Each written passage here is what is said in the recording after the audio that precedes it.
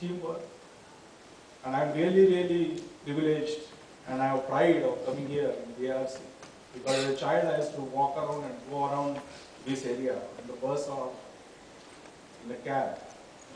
And I always look admiringly to this institute. And one day I will be there inside, and that day really has come. The second reason for me being here is the pride, the hero of these transplants is not me. The real hero of this transplant is the one who has donated the organs. They are the real hero. And the second transplant, was a donation by none other than a scientist from BRC. The boy who bought that second transplant, he was totally emaciated, cachexic, skin and bone. Like you will find some ill person or a beggar on the road. If you look at him, you will say, no, he's a beggar, he's no food, nothing. 2 months he was on a ventilator. 1 month he was at home and everything what he used to eat, he used to puke out, vomit out, throw it out because of the cardiac failure. And he had nothing left on his body. Totally emaciated, sunken eyes and sunken cheeks. There's no fat on his body. But today if you look at him, you will refuse to accept or refuse to believe me that he has got a heart transplant. He's such a healthy and nice person. And all thanks to the scientists of BRC who donated this heart. The failing heart is a surgical option. And I started this program, and when I started doing well, coronaries and other things were being done regularly, and there was things where life was going on. But when we used to see these patients who are ailing and dying in front of, that we cannot do anything else. And I have just got 4 medicines in my hand. I will come to that afterwards as a scientific mission. I know that you probably want to know how the first transplant happened. It just happened like a James Bond movie. But first, let me in the scientific program, let me do it in a scientific way to start with this. So I will not take much of your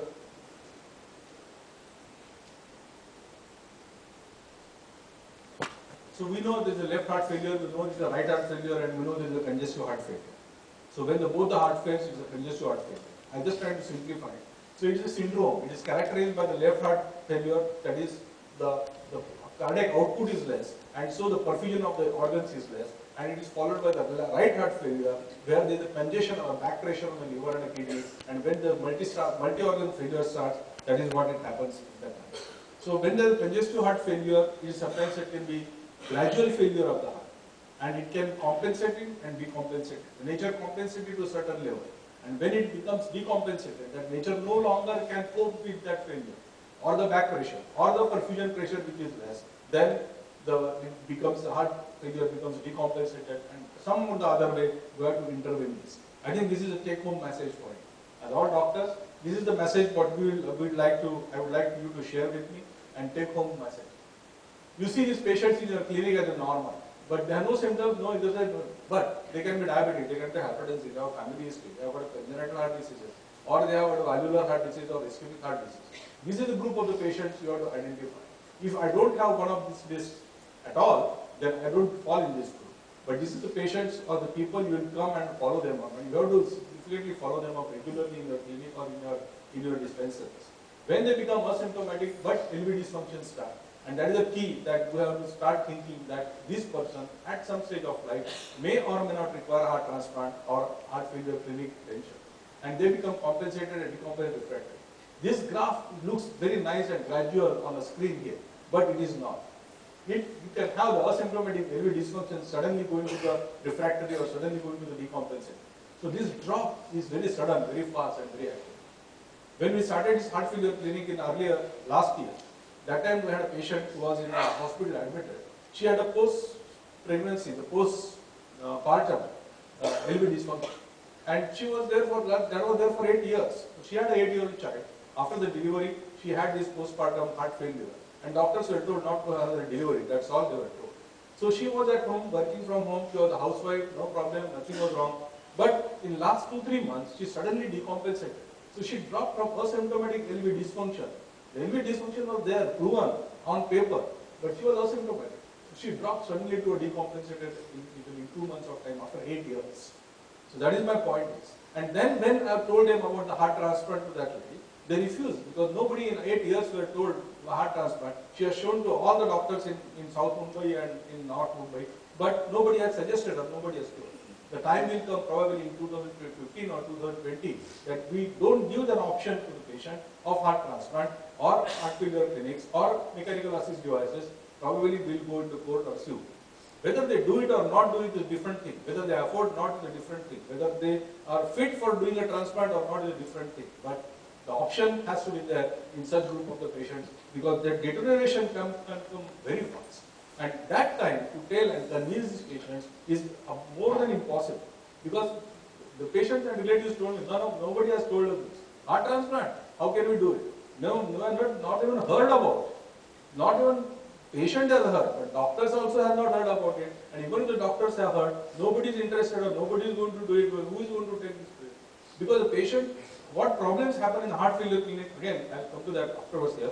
No point in telling you now. But the symptoms of the heart failure, if you can use, I just make it as FACES. FACES. And this is fatigue, activity decreases, cough, edema, and shortness of breath. So these are things, this is again from the book. I'm not going to spend much of my time.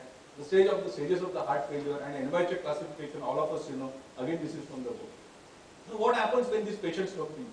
So when these such patients, type of group of the patients come to you that classified into NYHA class 1 to 3 or whatever the stage it is, we clinically echocardiography and do some gated studies. So all these studies which are meant for is for finding out 3 or 4 things. One, once I know this patient is in heart failure, I bring them or call them to the heart failure clinic. And what we do in a heart failure clinic is that apart from making him stable, making his symptoms go, making his swelling on the body disappear, making his ascites and shortness of breath go, that is one part of it. But what we try to do at this stage is we try to find out how long this heart failure is going to sustain or what is the possibility that it will deteriorate very fast. So we do some studies like ST2 changes, ST2 blood level test and VO2 max. So these two studies tell me that how long the nature is going to tolerate this heart failure and how quickly I want him to be registered for a heart transplant by the Zonal Transplant Committee. These are the two things, these ST2 changes. The ST2 is what is the growth hormone and it tells me that when there is a fibrosis, apoptosis that you have heard of it, that the death of a cell, this triggers the growth hormone and then the fibrosis sets up. That amount of the fibrosis is calculated by this ST2 levels, by the growth hormone, and that tells me if they are very high, this patient is not going to give me more than few months. So I have to act and do something in next few months to keep him alive.